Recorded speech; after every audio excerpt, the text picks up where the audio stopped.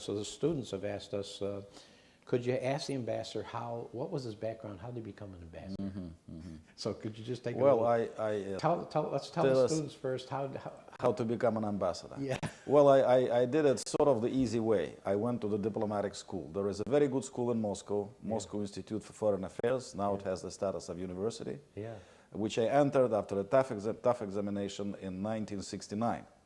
I graduated in 1974 and was drafted into the USSR Foreign Ministry as an interpreter. So I spent over 5 years of my life as an interpreter, mostly interpreting at the Soviet-American Strategic Arms Limitation talks, which were conducted in Geneva, but also had a variety of interesting experience interpreting even for Leonid Brezhnev, then the leader of the Soviet Union. Once our legendary foreign minister Andrei Gromyko, etc., made some very interesting trips. And then I found myself in the US desk of the USSR Foreign Ministry, went on to work for our embassy in Washington, D.C. back in the 80s. And then things started rolling before I found myself ambassador to Belgium and liaison ambassador to NATO in 1994. Fabulous. Moved on to Canada, and after a number of other things, I found myself to be the permanent representative of Russia to the United Nations in 2006. So it's a kind of a not really straightforward and easy journey, but the one I made, and I'm very fortunate that I was able to do that. Yeah, and a massive amount of experience in all those different locations and all in diplomatic areas. I like to think so. I mean, among other things, before I came here, I was doing our Arctic cooperation. Arctic is becoming so important these days, so I like to think that I sort of played a role in a small way when Russia was chairing the Arctic Council in refocusing the attention back in Moscow in the Russian Federation to the problems of the Arctic, which is now very high on the agenda for a variety of reasons. The global agenda, yes, global economic agenda, global climate agenda. Arctic is very important, and the role of Russia on those matters is central. And is that, do you consider that the area out by Siberia? This is the area above Russia. Arctic is everything which is between Russia and Canada. Okay. Russia and the Arctic Ocean. The Arctic Ocean. Okay. Yes. The North Pole. North Pole. Everything above the North Pole, 66 parallel, is Arctic. Wow.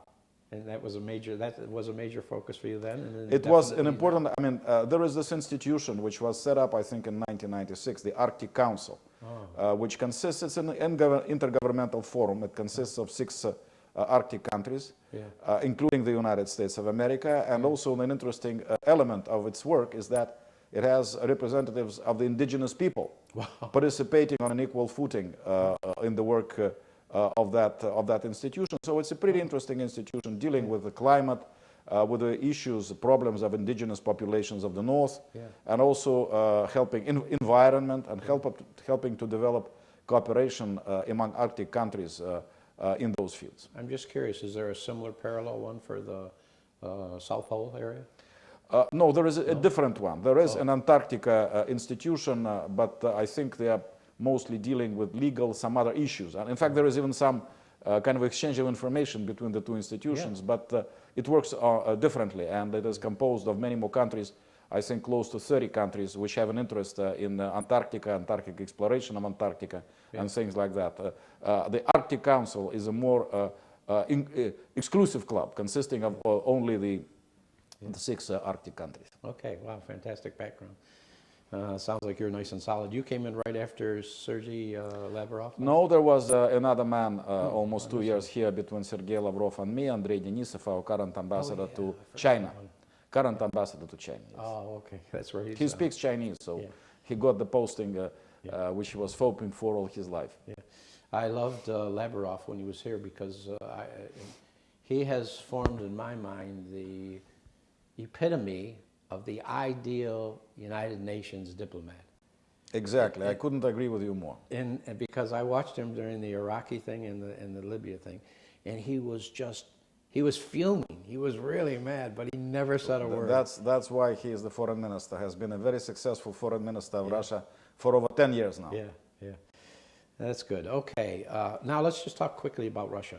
Twice as big as the United States, almost. Absolutely. Canada and the United States combined together. Yeah, they are together with China. Actually, they are 9+ million square kilometers.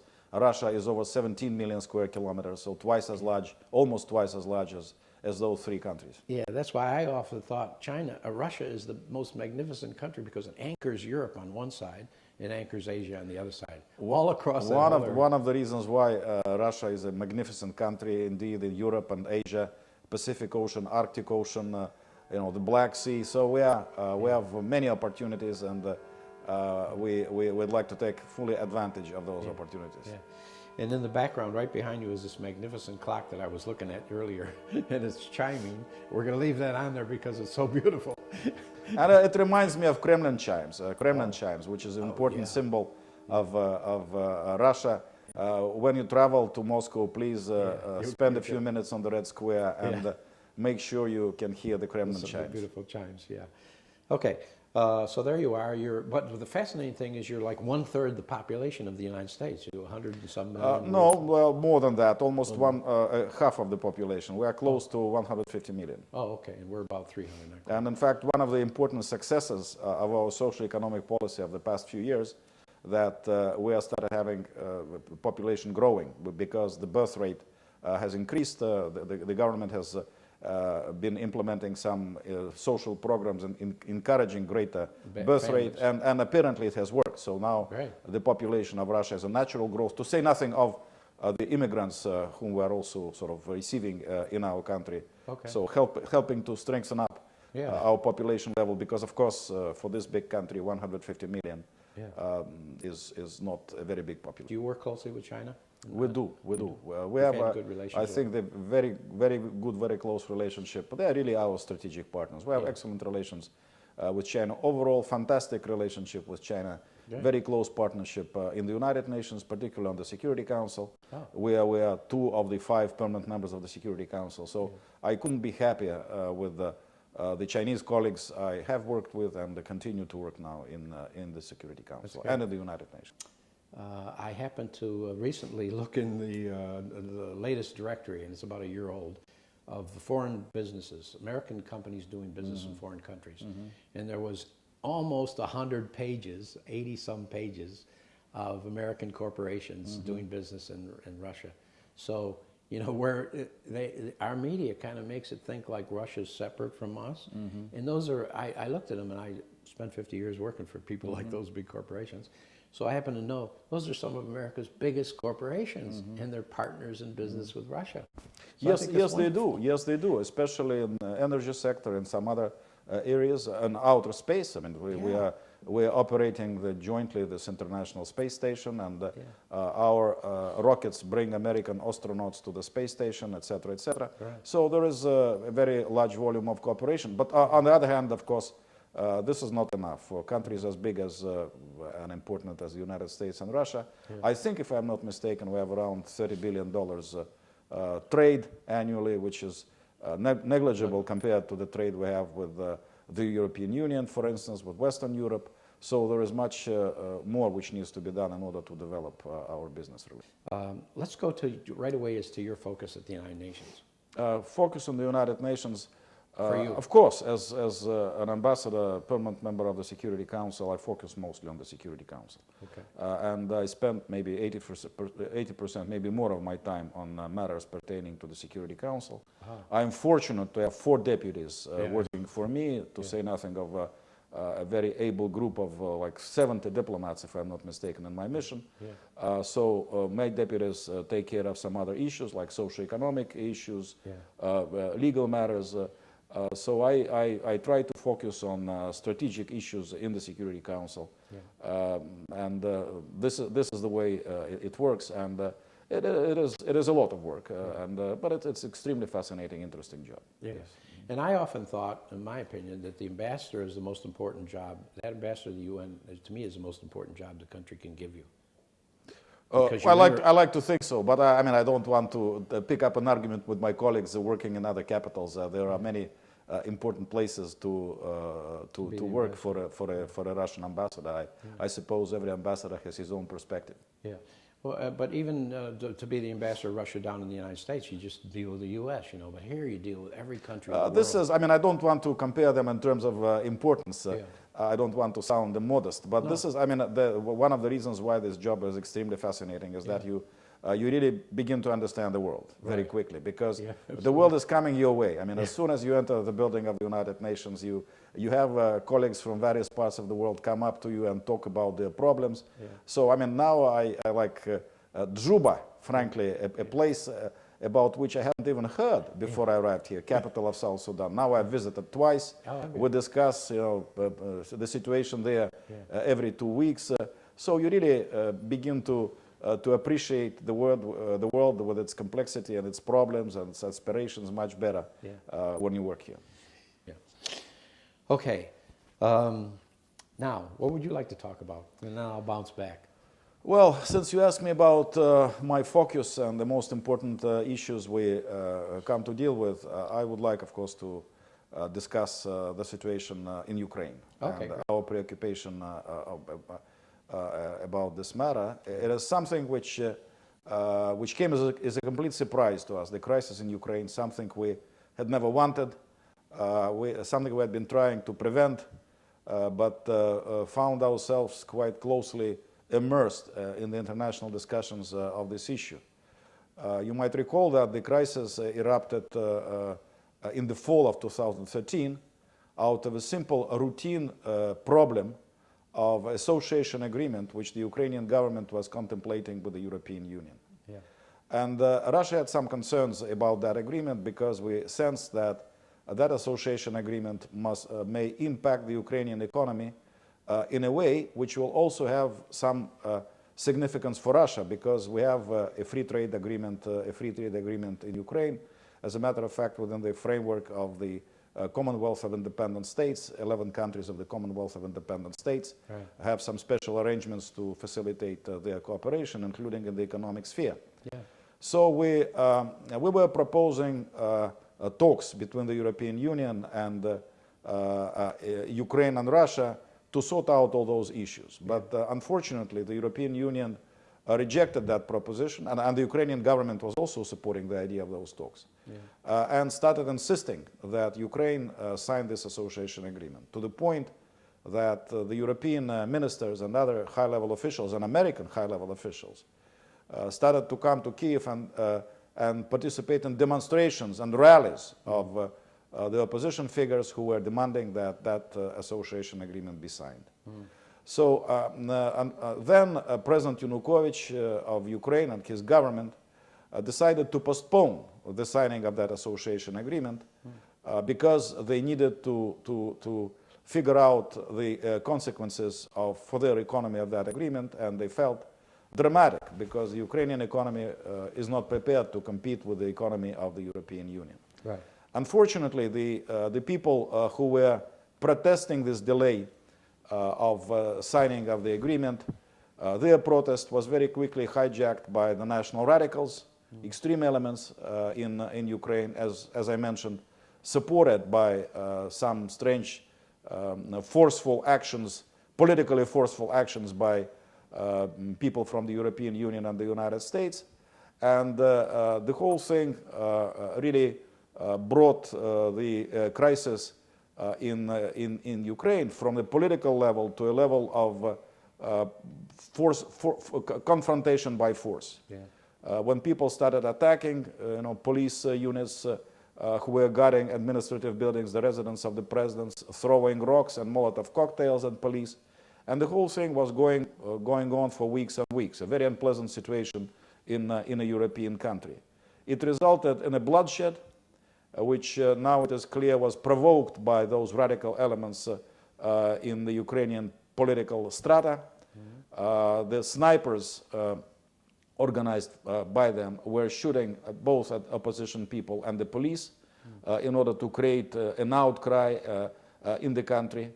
At some point, it seemed that a political resolution was possible. On February 21, an agreement was signed between President Yanukovych and a number of opposition leaders, 3 opposition leaders, which was also co-signed by foreign ministers, the foreign ministers of 3 European countries, France, Germany, and Poland. But then the opposition very quickly decided to discard that agreement. President Yanukovych was threatened. I mean, the threats were made that unless he did not vacate his residence by the next morning, things will happen to him. So he had to leave first Kiev, going to Kharkiv, a city in the east of Ukraine. And then because he was fearing for his life, he fled Ukraine and found himself in Russia. But still, even at that point, there was a possibility, we felt, of a political outcome if the agreement which was signed on February 21 were to be implemented. And that agreement was quite simple, in fact. By that agreement, they were supposed to have a constitutional process, a new constitution, a reform of the constitution, and a presidential election by the end of the year, and forming a national coalition government right away. But the people who ousted President Yanukovych decided to go the other way. They formed the so-called government of the victors and created a very unsettling situation for the eastern part and southern parts of the country, because those are the regions of Ukraine which are heavily populated by Russians and Russian speakers. The first thing which the new authorities did was to abrogate a law which was adopted in Ukraine just recently in 2012, giving an official status to the Russian language. So people in the eastern and the southern parts of Ukraine started feeling very uncomfortable and demanded that the country should really have serious political reforms in order to have their rights safeguarded, that the country should move towards federalization. Unfortunately, the new authorities in Kiev did not care to listen to the demands of the people in the east and south of the country and launched what they called an anti-terrorist operation, because they kept branding the political opposition in the east and south like bandits, terrorists, etc., etc. So now we are confronted with a military operation in particularly eastern parts of Ukraine, where the Kiev authorities are using armed forces and the bands of thugs which were terrorizing Kiev before and now which have been given official status by the new authorities in Kiev. And they are attacking some towns and cities in eastern Ukraine and trying to terrorize the population. The most dramatic form, that policy of terrorizing the population, that policy took in Odessa on the 2nd of May. In fact, Odessa was not even a city where there were serious protests, that some people were also indicating or like demonstrating for their rights. But a major provocation, as very soon became clear, was carried out with participation of at least some elements from the Kiev authorities, and dozens of people were killed, were trapped in a building, trade union building in Odessa, and were killed, torched, strangled, and this is something which Ukraine has not seen since World War II. I mean, one of the dramatic and tragic elements of the situation in Ukraine is that really they face what I call national radicals, people who derive their ideological inspiration from Ukrainian collaborators in World War II, and carrying the portraits of the leaders of those collaborators, like Stepan Bandera. This is really a shame that, and those are people who are well known in history by the crimes they committed during World War II, killing Jews, Poles, Russians, and even Ukrainians who did not want to be co-opted by them. So particularly now, as we are celebrating the 69th anniversary of victory over Nazism during World War II, it's really appalling to see that happen in a European country, particularly in a country like Ukraine, which suffered enormously from Nazi occupation during World War II. So what Russia has been trying to do all through the crisis is to advocate a dialogue. I did mention our proposal for dialogue between the European Union, Russia, and the Ukraine as this crisis was brewing. That proposal was not accepted. Now, after the departure of President Yanukovych, we kept making those proposals. We kept saying that the government should enter into dialogue with opposition leaders and that they should have a proper constitutional process where the voices of the region should be heard. We proposed, for example, that they should convene a constitutional assembly. That proposal was not accepted.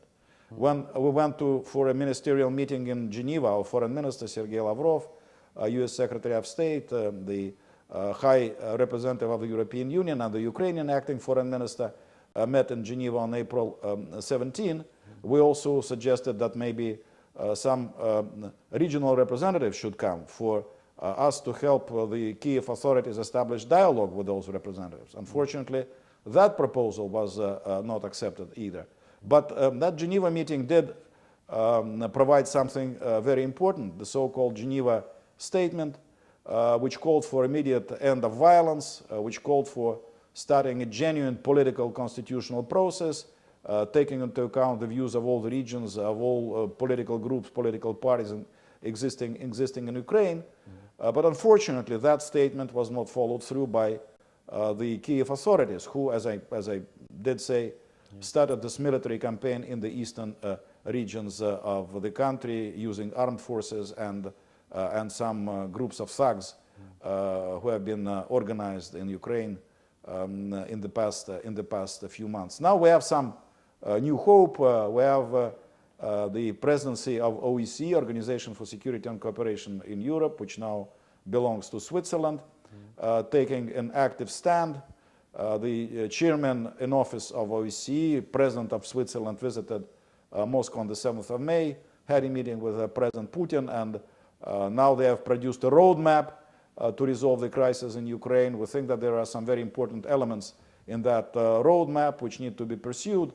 But most importantly, this violence must be stopped, and armed forces should stop killing the people of Ukraine. I mean, we are really upset about the stand taken by our Western partners in this crisis in Ukraine, because they flip-flop completely. I mean, we do accuse them from time to time of double standards. This is one of the extraordinary examples of their application of double standards. When the opposition was attacking a government under President Yanukovych, our Western colleagues were telling President Yanukovych, don't use force, don't use armed forces particularly, the army should stay out of politics, the army should be neutral. But under the current situation, they basically condone of everything which is being done by the Kiev authorities. Yeah. They regard the use of military force against the population in eastern Ukraine as a kind of a proportionate legitimate use of force, which is ridiculous. I mean, the army is not supposed to be used against the population, and the current authorities cannot be regarded as legitimate. President Yanukovych, a fully legitimate, democratically elected president, did not use armed forces against the population, but those illegitimate authorities believe they have the right to use the armed forces and armed thugs against the population.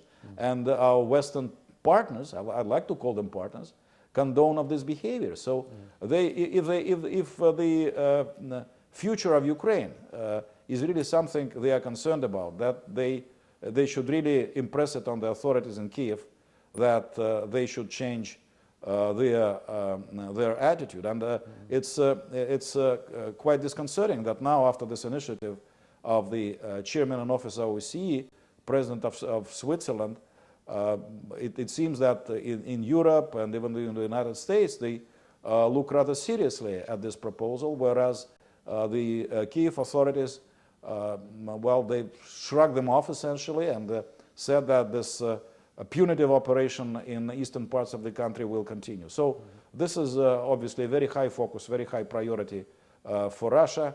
We have had, I think, 13 meetings in the Security Council dedicated to Ukraine in the past 6-7 weeks.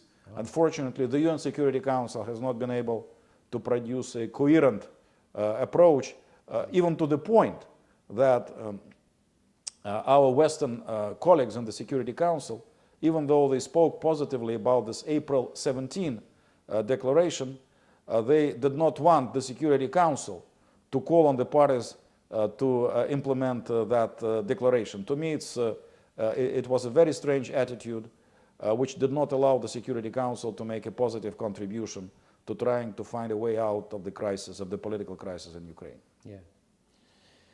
Yeah, maddening and frustrating. And we should tell the audience that you have, I think, over almost 2 million Ukrainians living in Russia. So you don't we have any probably have problem. more. In addition to Ukrainians living permanently in Russia, we have 3 million Ukrainians working in Russia and sending around $20 billion to their family in Ukraine. I mean, tragically, Ukraine, because of the political turmoil it has been going through throughout the period after the disintegration of the Soviet Union, Ukraine is in a very poor state economically. Right. Their per capita gross domestic product is lower than that of Albania, which is not one of the richest countries of Ukraine. Right. It is only around 50% of the gross national product, domestic product of Belarus. It is 4 times lower than the gross domestic product of Russia. So they have been struggling economically, and people had to leave to make money. 3 million are working in Russia, sending back sizable amounts of money to their families in Ukraine. Yeah. Let me ask you this. You can say no, yes, or whatever you want. I've been in that area over there, and I happen to know that the Crimean is Russia's major warm water port for your Navy. And it would be like one of our warm water ports. We have a couple of them, but one is on the East Coast, Virginia, and the other one's in San Diego. And what happened, in my opinion, just tell me if I'm wrong, is once they got rid of the guy who was friendly with Russia and kept that as not a problem for Russia, as soon as they came in with the Ukrainians, then that upset that relationship with Russia. Well, and that would have done it to us if somebody took over. My point. First of all, I mean, Crimea, of course, yes, this is one of the important developments of the past few months. The reintegration of Crimea into the Russian Federation. Yeah. It is a peninsula in the Black Sea, which historically is very important for Russia. And not only it is the sort of the base of our Black Sea fleet. Right. This is only military. It's only one aspect of the situation, but it has a very high symbolic value for Russia because it's really a place of military glory of Russia for centuries. Right. And it is a place where they speak Russian, mostly. It's like a population of slightly over 2 million people. 1.5 million are Russians. Like 400,000 are Ukrainians who mostly speak Russian. And then some Crimean Tatars also living there, close to 300,000. So when those developments, the crisis started unraveling in Kiev, and when legitimate authorities there disappeared after the departure of President Yanukovych, the time has come for Crimea to rejoin Russia. I mean, it was part of Russia till 1954, when all of a sudden Nikita Khrushchev, then the leader of the Soviet Union, who was a Russian born in Ukraine, decided to transfer Crimea from Russia to Ukraine. There was a lot of grumbling among the population at that time, but it was a totalitarian system. And then that transfer came within the same country, within the Soviet Union. So actually, as a practical matter, it did not have much of a significance. Yeah, but it should have been left alone. But when the Soviet Union broke apart... I mean, for Russia. Yeah, but of course. I mean, when the Soviet Union broke apart, immediately this issue came to the fore. Even incidentally, now all sorts of memoirs have been written since that time of the leaders of Ukraine of that time, including President Kravchuk, who was present at the dissolution of the Soviet Union. He is saying that he kept expecting President Yeltsin, president of Russia at that time, to raise the issue of Crimea, because they never expected that Russia would let Ukraine be separated from Russia without giving back Crimea. But President Yeltsin was too preoccupied by his desire to come to power in Moscow, so he didn't pay much attention to it. But immediately the people in Crimea started feeling restless, and to begin with, they adopted the constitution in 1992, giving the Crimea status of a sort of sovereign state within Ukraine. But then they were stripped of that status in 1994, and Crimea was given the status of an autonomous republic within a unitary Ukrainian state. But anyway, in this extraordinary situation, when legitimate power disappeared in Kiev, people in Crimea organized a referendum on March 16 and voted for rejoining Russia, declared themselves to be a sovereign independent state, and under those circumstances, the combination of the expressed will of the people of Crimea and the absence of legitimate authorities in Ukraine and a situation where the people in Kiev and the whole atmosphere of crisis in Kiev posed a serious threat the Crimeans felt for their security and well-being, Russia had no choice but to respond to the situation by agreeing to incorporate Crimea back into the Russian Federation. Yeah, I just love history. And one of my big things about history is what I call infinite wisdom. And infinite wisdom means when you make a decision now, what's the impact out in the future in terms of history? And just to give you a classic example, I think that was a lack of infinite wisdom on the part of Ukraine. They might have been able to change the situation there, but they should have said the Crimean is hands off. That's yours. Well, you know, they made many mistakes, and I think unfortunately it may well be that they continue making those mistakes, because what they needed to do from the outset, even as they came back to power and when President Yanukovych left the country, they needed to extend their hand to all the regions of Ukraine and to all the political factions. There's only two groups. You know, what happened there? Well, I mean, the coup was carried out. I mean, the expressions of the coup was not only that President Yanukovych was forced to leave, a legitimately democratically elected president, but that they also changed the composition of the Supreme Rada, the parliament of Ukraine, and did it basically by intimidation. I mean, there were the two parties in democratically elected parliament who were forming the parliamentary majority, the Party of the Regions and the Communist Party. They were the ones who also sort of represented the interests of the east and south of the country. Right. And those parties were sort of cut to pieces and were intimidated. Just give you one example. On the 6th, I think, of May, they discussed in the Supreme Rada whether or not to conduct a referendum on the 25th of May, when they want also to conduct presidential elections, on the federalization of the country. When they were discussing that, the first thing which happened was that the Communist Party representatives were forced to leave. And then the representatives of the parties of the region, out of solidarity with the Communist Party, also left the Rada. So they were taking a vote in a situation where the two parties representing the rest of regions of the country were not participating. So instead of showing that they are prepared to take into account the interests, concerns of those regions, they showed complete disregard, simply branding them terrorists, Russian agents, bandits. This is not the way to deal with your own population, and sending the armed force to crush the protest which continues to exist in those regions. So it's a very dangerous policy, and it's very sad that this policy seems to be condoned by Western countries. So Russia and Putin, and you refer to it as federalizing the country. And what does that actually mean? Does that mean separate?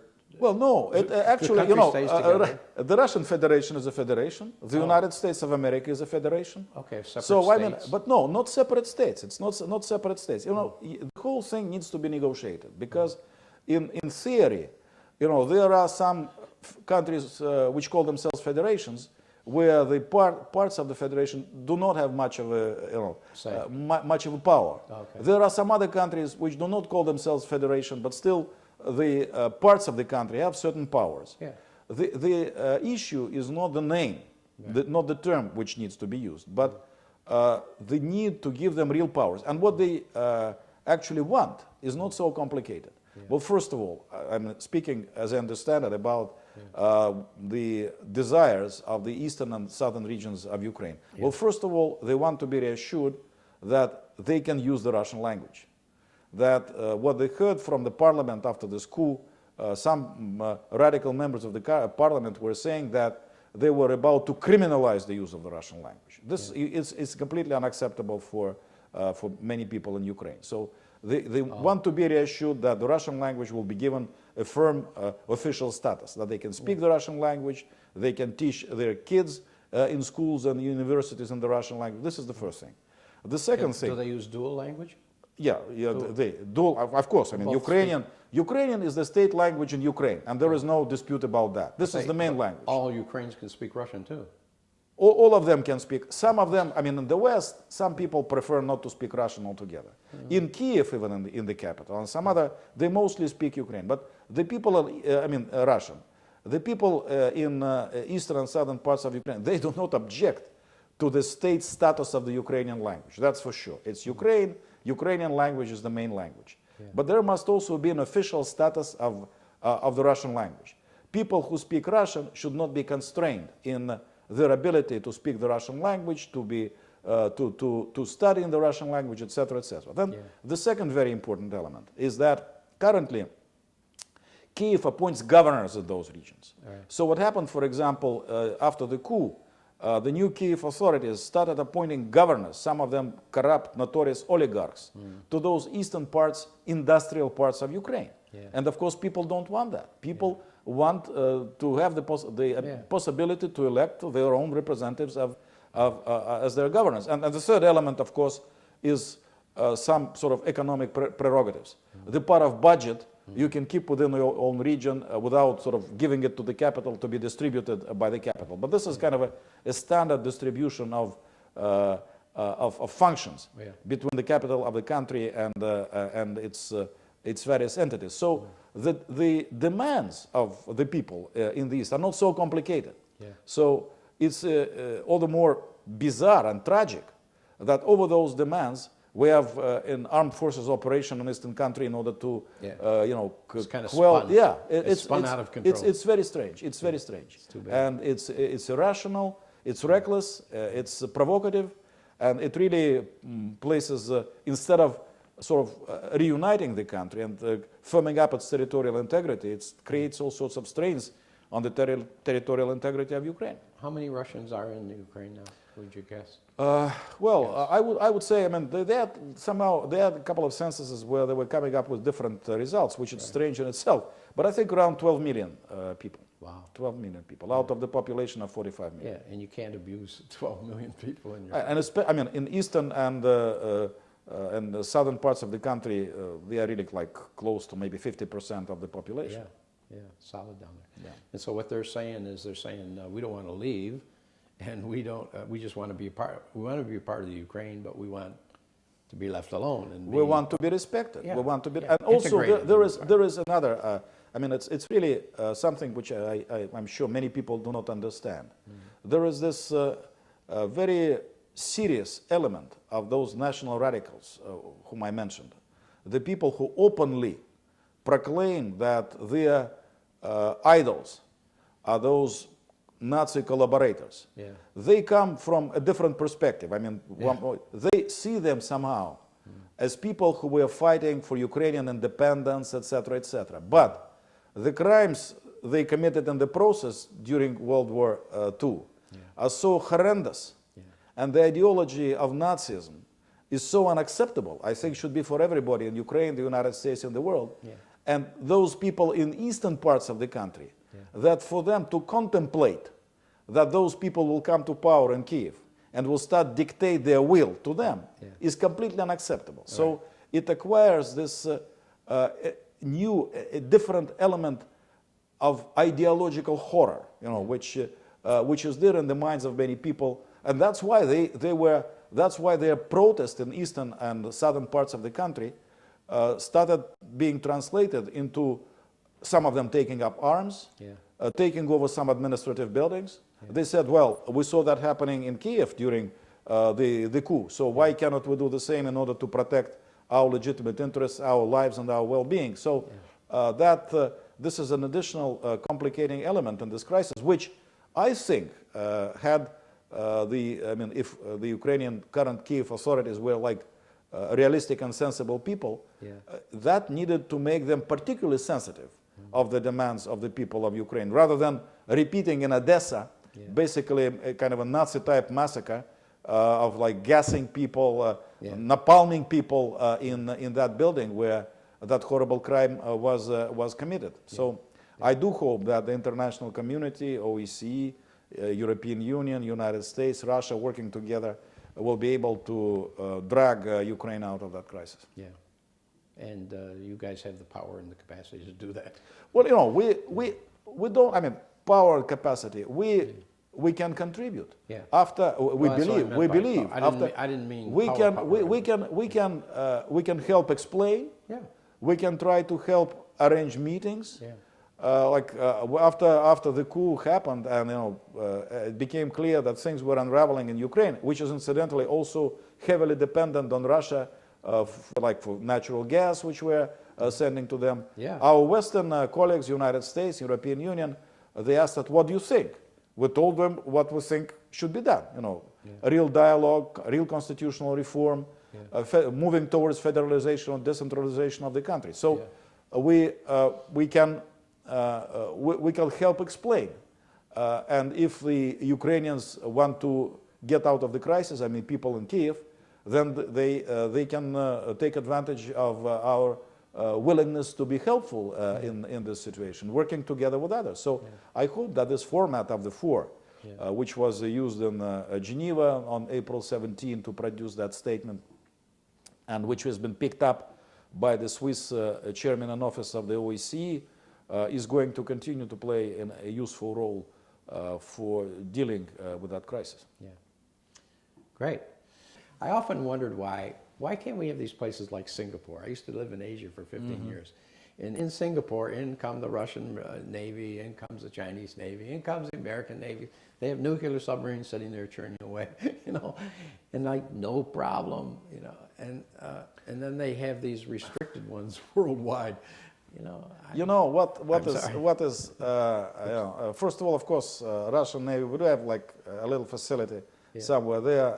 Which was important for the Mediterranean. Yeah, it is a part of Mediterranean, and there is a little facility which we have been using for our periodic visits of our ships, etc. It's not even, our interest in Syria is mostly because this is, for the stability in the Middle East, it's an extremely important country. Okay. And in fact, the tragedy about it all, one of the elements of the tragedy is that it used to be a country where all those ethnic, religious groups, mostly like various sectarian groups they have there, they were able to coexist with some balance. It was a country which I think displayed some cultural sort of religious tolerance. I'm not a great expert. I visited in 1991, and I was struck to see that, in a restaurant by the sea, at one table you could see a woman in a bikini, and the next table there was a woman fully covered in black, and they didn't seem to mind. Neither of them didn't seem to mind. And then it came to this tragic conflict, which has been going on now for 3 years. Unfortunately, too many external interests were fighting out their thing in the fields in Syria. One of the very, very difficult elements of the current global situation is this rivalry between the Shias and the Sunnis. Yeah, right. Iran, Saudi Arabia, extremely concerned about Iranian influence. They say they feel threatened by Iranian influence. The government of Assad is Alawite, closer to Shias. So, and this without doubt has exacerbated matters very much in the conflict, in the course of the conflict in Syria. Sure. What we don't want to see in Syria, we don't want the terrorists to take over. Now the main fighting force against the government is other terrorist groups, Jabhat al-Nusra, this Islamic State of Iraq and Levant, whatever. And these are extreme people, people. So the worst thing which could happen is for them to take over. So what needs to be done is to enter into a serious political process and serious dialogue. Those opposition people who don't want the terrorists to come to take over, who want to have a normal, tolerant Syria, but they have to sort of understand that this Alawite community, as represented by President Assad, they are not going to disappear. Yeah. They don't want to be defeated. Yeah. They feel that if they sort of suffer defeat, then they will be threatened as a community, etc., etc. Yeah. So the political process, unfortunately, is in a very difficult juncture. But even today, we had a meeting with the informal meeting with Lakhdar Brahimi, the UN negotiator, mediator, and I would believe that there is hope. There is hope that they will come out of this tragedy, which has gone on far too long. It has taken far too many lives. It's interesting because Israel should be delighted with the fact that you're there and you're helping them out and keeping, preventing more terrorists right above, to cause problems, because they were getting along with Syria fine, prior to that. I don't know. You haven't heard a peep. Neither do I. You haven't heard a peep out of Israel, not a peep. It's like this. Well, I don't want to speak for them. Okay. I don't want to explain their position. They are in a position to explain their own position. Do their own explanation. The other thing, though, that I'd like to add to this is that America hasn't learned that there are certain countries that you can't just do what America would like it to do. Overnight become a democracy, have free elections. And, haven't they learned that from Libya? Well, I haven't think they learned it from Syria? They are supposed to. I think they are supposed to. This idea of regime change and sort of expectation then whenever there is a regime change, although some Democrats will come from out of nowhere and sort of there will be a democratic country. I think that you mentioned Libya. You are quite right. Libya should have been a lesson because there was this military intervention, this abuse of a resolution of the Security Council, which was passed in March, I think, 2011, Resolution 1973, which was supposed to be a resolution about immediate ceasefire and protection of civilians. The whole thing degenerated into a 6 months aerial campaign and 6 months conflict, which took thousands and thousands of lives of Libyans. But especially dramatic is the consequence of it. It's a mess. The country does not exist as a kind of a territorial integral country for any practical purposes. It was beautiful. I recently talked to an important UN person who used to be the foreign minister of her country, African country, who told me, I was struck by that observation.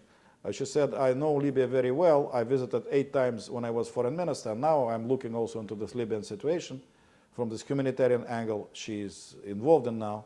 And she said, in every aspect of life, the situation in Libya is now worse than it used to be under Gaddafi. Absolutely. And nobody knows what to do.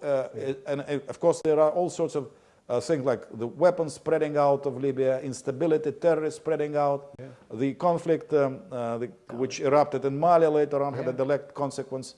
Countries around Libya, I talked to their ambassadors to the United Nations, are extremely concerned because they don't know what's going to happen there. Iraq, I mean, after years of American military presence, is not in a very good shape in terms of territorial integrity. And I mean, they were obviously carried away by what they regarded as success in Libya, and they thought that Assad was the next target.